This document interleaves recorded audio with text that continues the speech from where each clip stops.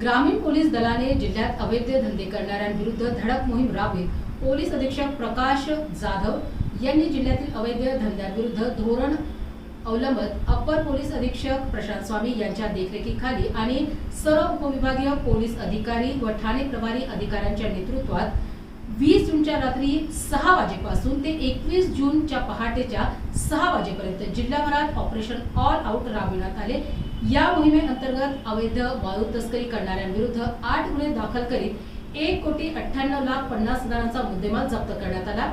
गावठी हातभट्टी दारू विक्री कारवाईमध्ये 90,000 रुपये किमतीचा मुद्देमाल जप्त करून नष्ट करण्यात आला। जुगार कारवाईमध्ये 5,38,110 रुपयांचा मुद्देमाल आरोपींना ताब्यात घेत जप्त करण्यात आला। आर्म ऍक्ट कारवाईमध्ये 2 गावठी कट्टे, 4 जिवंत कारतुसे, 1 तलवार जप्त करून 1,23,000 रुपयांचा मुद्देमाल जप्त करण्यात आला।